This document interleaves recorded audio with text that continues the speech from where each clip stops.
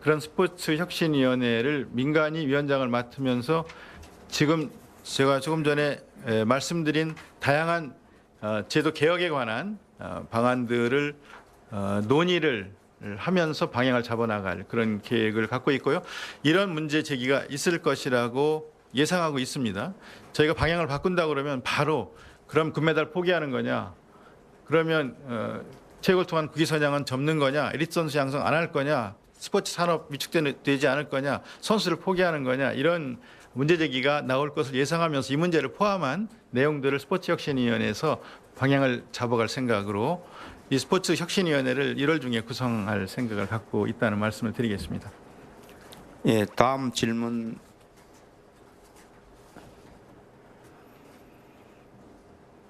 혹시 다음 질문? 예. 더 이상 질문이 없으시면 연합 이동실 차장 질문해 주시죠. 손석희 선수가 피해를 당한 장소가 진천 선수촌이기 때문에 국가가 관리하는 시설에서 그런 피해가 발생한 부분에 대한 국가적 책임, 국가적 배상이라든지 그런 부분, 후속적인 그 책임론 부분에 대해서도 문체부에서 고려하신 부분이 있으신가요? 저희가 책임이 크다고 생각합니다. 저희 문체부와 또 대한체육회 진천 선수촌 촌장을 비롯한 관리자들 모두에게 책임이 있다고 생각을 하고요. 책임을 통감합니다. 국가가 에리트 선수를 국가대표를 양성하기 위해서 만든 기관에서 이런 일이 일어났다고 하는 것에 대해서 책임을 통감하고 있고요. 배상 문제에 대해서는 지금 경찰에서 또 지금 수사가 이루어지고 있는 사안이고 수사가 진행되고 있기 때문에 그 수사 상황을 지켜보면서 그 부분에 대해서는 추후 더 논의를 하겠습니다. 수사와 관련해서는 경찰청과 긴밀하게 서로 소통하면서 이 문제에 대한 대책을 논의해 가고 있다는 말씀을 드리겠습니다. 예, 추가적으로 하시겠습니까? 예, 김기범 기자님. 이건 저희 제 개인적인 생각일 수도 있는데 성폭력 문제는 사실 폭력과 연결되어 있다고 생각이 되거든요. 폭력이 가능한 구조이기 때문에 성폭력까지 이어지는 경우가 실제로 성폭력의 경우에 대부분 사전 단계에서 폭력이 있어 왔습니다. 이 폭력을 어떻게 근본적으로 근절하느냐가 이 성폭력 예방과도 직결될 수 있다고 보는데요. 지금 대한민국 사회에서 폭력이 거의 유일하게 허용되는 분야가 저는 체육이라고 생각이 됩니다.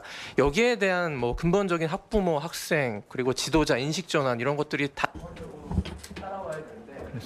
예를 들어서 이제 학교에서도 몇 년 전까지만 해도 교단에서 이제 체벌이 있었지만 지금은 학생 인권 선언 그 이후부터는 아예 어떤 경우에 그 폭력도 사라졌는데 오직 체육 분야만 이것이 남아 있습니다. 이걸 어떻게 근본적으로 바꿀 것이냐에 대한 고민과 어떤 대안이 있으신지요?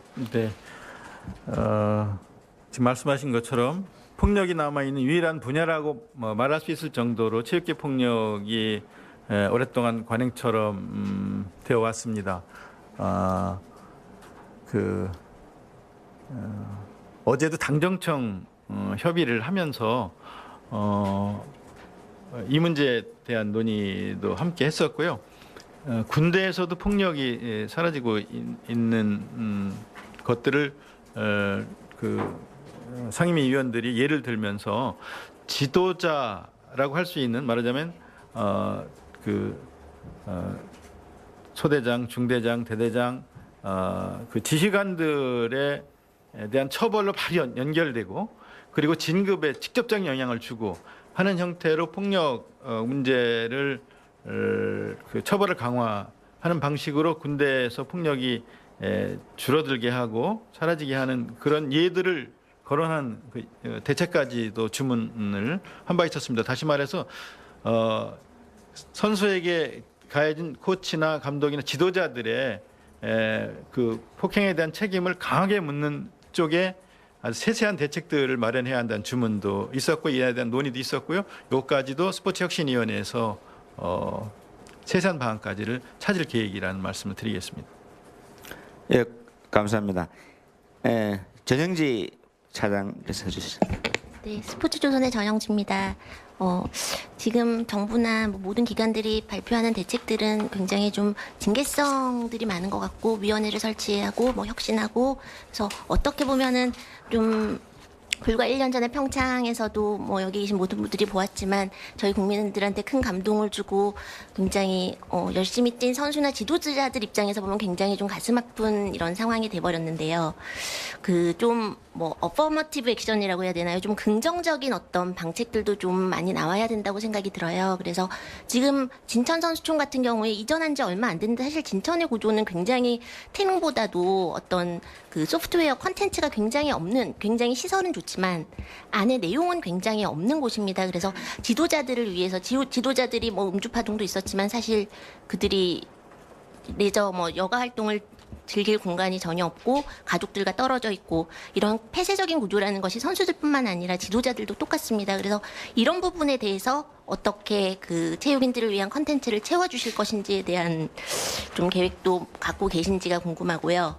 공부하는 운동선수만큼 중요한 것이 운동하는 학생인데 학교 체육 같은 경우는 교육부에서 지금 체육 시간이 몇 시간인지 시수가 몇 시간인지 이런 것들은 아무리 얘기를 해도 개선이 되지 않고 국영수 중심으로 이렇게 계속 가는 구도가 되면 체육의 가치는 계속 그러니까 기존에 갖고 있던 스포츠 뭐 엘리트 스포츠에 대한 가치가 떨어지면 이 스포츠의 가치는 어떻게 이 국민들에게 그리고 우리 모두에게 심어줄 것인지 이 부분에 대해서도 좀 말씀해 주십시오. 전체적으로 패러다임을 엘리트 선수 중심에서 이제 말하자면 스포츠가 본래 추구하던 가치를 목표치 1순위에 올려놓는 형태로 전환하겠다는 것입니다. 그러니까 아까 말씀드린 대로 국민체육진흥법 제1조 목적에 보면 국위선양에 이바지한다는 것이 나와 있는데 이런 형태가 아니라 공정하게 경쟁하고 그리고 최선을 다해 뛰고 달리고 그리고 상대방을 인정하고 존중하고 그리고 결과에 승복하고 건강하게 사는 삶 그리고 건강한 사회를 만드는 것으로 전환돼야 한다고 생각을 합니다.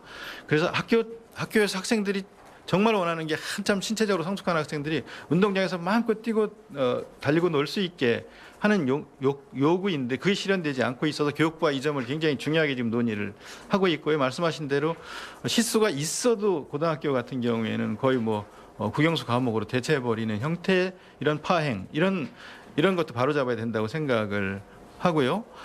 그리고 학교에서 이런 지금 뭐 축구를 비롯한 몇 개 종목만 주말 리그를 하고 있습니다만 주말 리그 하고 있는 그 종목들은 그 종목들대로 불만이 있거든요. 이런 형태로 운영되지 않고 정말 체육이 다양하게 활성화되고 그리고 리그를 통해서 많은 선수들이 폭이 넓어지고 거기서 정말 훌륭한 선수가 키워지는 그런 외국의 사례들도 지금 주목을 오랫동안 우리가 해왔지 않습니까?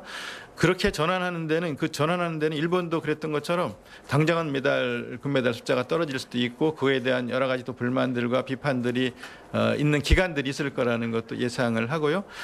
그렇지만 스포츠가 본래 추구하던 그 스포츠의 가치가 확산되는 전사회적으로 확산되는 일, 그래서 일상이 스포츠인 사회를 만드는 일, 일생이 스포츠가 되게 하는 일, 누구누구의 스포츠가 아니라 누구나의 스포츠가 되게 하는 일, 이런 패러다임의 전환이 지금 절실하다. 이번 기회 아니면 안 되겠다 하는 그런 생각을 절박하게 하고 있고 이 문제들을 교육부와 또 관계부처들이 계속 지금 논의를 하면서 실행을 어떻게 할 것인가.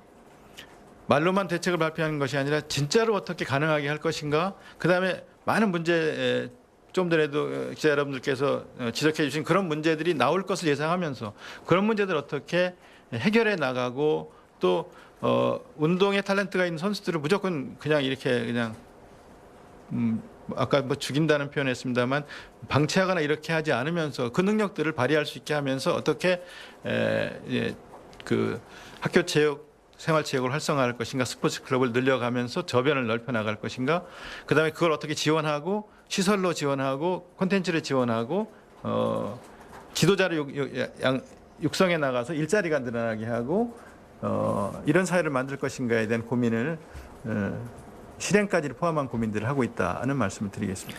예, 마지막 질문을 받도록 하겠습니다. 저 끝에 문체부가 실시했던 빙상연맹 감사와 관련해서요. 감사가 끝나고 나서 체육회나 빙상연맹이 어떤 권고나 지시사항을 이행하지 않은 걸로 알고 있는데요. 아직까지도. 그리고 그 부분에 대해서는 어떻게 생각을 하고 있습니까? 그 작년 그 상반기에 그 대대적인 감사를 해서 저희들이 관련되는 뭐 수사의뢰라든가 내부 징계라든가 징계 조치를 대한체육을 통해서 하달을 했고요.